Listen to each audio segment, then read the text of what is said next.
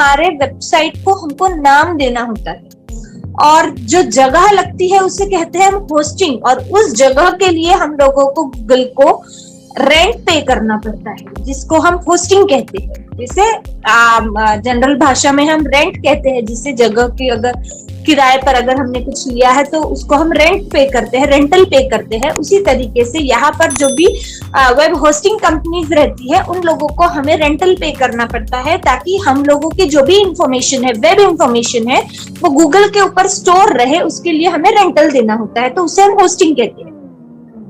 और डोमेन मतलब हमारा नाम, हमारे वो हक की जगह जहां पर हमारा अथॉरिटी रहता है। हम जो चाहे जैसी चाहे वेबसाइट हम यूजर को दे सकते हैं, जो चाहे इंफॉर्मेशन हम यूजर को दे सकते हैं। It's all dependent upon us कि हम लोगों को यूजर को क्या देना है या हमें कौन सा बिजनेस करना है। तो ये बात होगी फ्रेंड डोमेन की। और सबसे पहली बात तो ये डोमेन तो था नहीं, पहले तो सारी जो वेबसाइट्स को एक्सेसिंग किया जाता था वो यूआरएल की मदद से किया जाता था, यूनिफाइड रिसोर्स लोकेटर जिसको कहते थे। बहुत लंबा चौड़ा एक न्यूमेरिक डिजिटल फॉर्म में वो सारी चीजें रहती थी, 9-10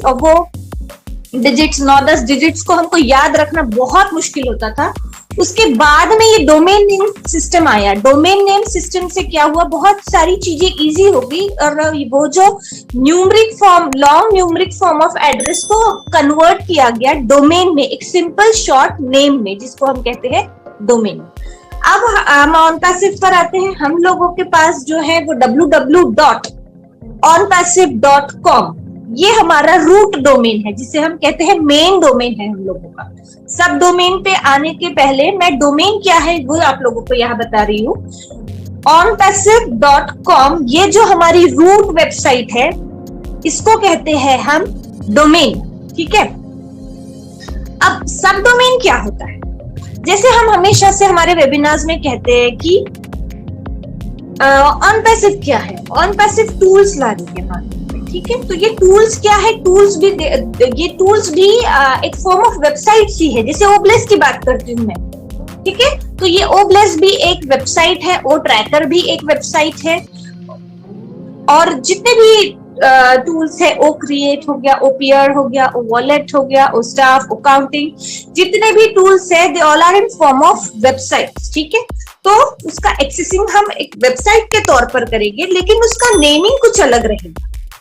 अब वो नेमिंग कैसे रहेगा, जैसे ओब्लेस का एग्जांपल देती हूं मैं, obles.onpassive.com, तो ये हो गई सब डोमेन, ओब्लेस हो गया सब डोमेन। अब ये कैसे होता है, देखिए, जैसे कि हमारा onpassive.com है, जैसे कि हम वो पेज पर जाते हैं, वहां पर कनेक्ट टू सब डोमेन का ऑप्शन आता है। तो कनेक्ट पर अगर हम क्लिक करते हैं तो जैसे नीचे स्क्रॉल डाउन करते हैं तो वहां ऑप्शन आता है हम लोगों को कि आपको सब डोमेन अगर कुछ बनाना है तो वहां पर आप बना सकते हैं। सो इसी तरीके से सारी चीजें होने वाली है फ्रेंड्स।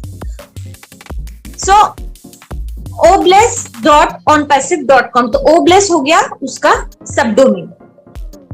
उसके बाद oconnect.onpassive.com, oconnect हो गया उसका सब डोमेन। owallet.onpassive.com, वो हो गया उसका सब डोमेन। सब डोमेन मीन्स क्या, कि ऐसा डोमेन जो कि पूरी तरीके से अलग रहने वाला है रूट डोमेन से, मतलब जो डोमेन है हमारा उससे बिल्कुल डिफरेंट रहने वाला है सब डोमेन। इंफॉर्मेशंस दोनों वेबसाइट्स पर डिफरेंट रहने वाली है। तो इसका फायदा कैसे होगा, देखिए, हम लोगों का पहला टारगेट रहता है ऑनलाइन बिजनेस में टारगेटेड ट्रैफिक को टारगेट करना, ठीक है। ऑर्गेनिक ट्रैफिक हमारे वेबसाइट पर आना चाहिए, ये एक मेन पर्पस रहता है कोई भी बिजनेस पर्सन का, अगर वो ऑनलाइन काम कर रहा है। यहाँ पर क्या होगा, सपोज कर लीजिए फ्रेंड्स कि मैंने ओब्लेस का यूज किया है, ठीक है, और ओब्लेस यूज किया, मुझे वो वेबसाइट बहुत पसंद आई, मैंने नीचे नीचे नीचे स्क्रॉल डाउन किया तो ऑनपैसिव ने क्या किया है, ऑनपैसिव ने जो मेन डोमेन है www.onpassive.com, उसकी लिंक वहां पर पेस्ट कर दी है नीचे कि इफ यू लाइक ओब्लेस so you can go for another tools as well, so go for logging to www.onpassive.com। अगर आपको ये ओब्लेस पसंद है तो इसी तरीके से बहुत सारे वेबसाइट्स हैं हम लोगों की, अगर आप इंटरेस्टेड हो तो आप इस पर लॉगिन कीजिए। वो ऑप्शन अगर दिखता है और अगर मैं onpassive.com पे चली जाती हूँ तो मुझे बहुत सारे अनदर वेबसाइट्स भी वहां मिलेगी, तो मैं वहां पर सर्च करूंगी तो होगा क्या, ओब्लेस के लिए तो ट्रैफिक मिल गया onpassive को मेरे जरिए, ठीक है। उसके बाद में रूट जो है onpassive.com की जो वेबसाइट में वहां पर भी चली गई क्योंकि बैकलिंक शेयर की गई थी रूट डोमेन की, मैं वहां पर चली गई, वहां पर भी एक ट्रैफिक काउंट किया गया मेरे नाम का। उसके बाद अगर मैंने वो ट्रैकर पर क्लिक किया, मुझे अच्छा लगा, तो वहां पर भी मतलब एक यूजर आ रहा है एक वेबसाइट के लिए, और बैकलिंक शेयरिंग से क्या हो रहा है, बैकलिंक शेयरिंग से मजबूती मिल गई है हमारे मेन डोमेन को, जो हमारा मेन डोमेन है। मतलब सब डोमेन से क्या हो रहा है, सब डोमेन से जो एक कंज्यूमर आ रहा है वो कंज्यूमर डाइवर्ट हो रहा है अनदर वेबसाइट्स पर भी, इधर वो सब डोमेन्स रहे या मेन डोमेन रहे। तो पर्पस क्या है कंपनी का कि जितना हो सके उतना ज्यादा से ज्यादा ट्रैफिक onpassive को मिले। अब मैं सेकेंड एग्जांपल देती हूँ आपको कि ओ फाउंडर है एक पार्ट हमारे onpassive का, ठीक है, वो भी एक onpassive की वेबसाइट है। उसके बाद में हमारे ऑफिशियल ब्लॉग्स भी है onpassive के, ठीक है। सो ये कहीं ना कहीं दोनों कनेक्शन में है। देखिए onpassive.com तो ये हो गया हमारा मेन डोमेन और ओ फाउंडर हो गया अलग। लेकिन आने वाले दिनों में क्या होगा, जब सारी चीजें लॉन्च हो जाएगी तो ओ फाउंडर नहीं रहेगा, ये मर्ज हो जाएगा onpassive में। सो onpassive में अगर मर्ज हो जाता है, सारी चीजें मर्ज हो जाती है और किसी को ब्लॉग्स पढ़ना है onpassive के, तो ब्लॉग्स का सेक्शन अलग रहेगा, वो रहेगा blog.onpassive.com। तो आप वो वेबसाइट पर जाके ब्लॉग पढ़े, कहीं ना कहीं वो onpassive.com के नीचे ही आएगा क्योंकि वो सब डोमेन है ब्लॉग, ठीक है, अनदर पार्ट है onpassive का। उसके बाद वेबसाइट्स रहेगी, वो भी सब डोमेन्स में ही कन्वर्टेड रहेगी। उसके बाद सपोर्ट सिस्टम का है, बहुत सारे FAQs ऐसे आते हैं जो कि पेंडिंग रहते हैं, सपोर्ट टीम हैंडल नहीं कर पाती है या फिर पेंडिंग में चले जाते हैं तो उस पर ध्यान नहीं जाता। सो उस टाइम पे क्या करती है बड़ी बड़ी कंपनियां कि एक अपना सब डोमेन बना लेती है सपोर्ट के नाम से, लाइक support.onpassive.com, ठीक है। तो ये सपोर्ट की वेबसाइट क्या करेगी, सिर्फ और सिर्फ सपोर्ट के ही जितने सारी क्वेरीज आती है उसे ही हैंडल करती है। मतलब कि हर एक चीज अलग अलग सेक्शन में डिवाइड की गई है, लेकिन ये जो अलग अलग वेबसाइट्स है इनकी इंफॉर्मेशन पूरी डिफरेंट रहती है मेन डोमेन से, बट कहीं ना कहीं कनेक्टेड रहती है।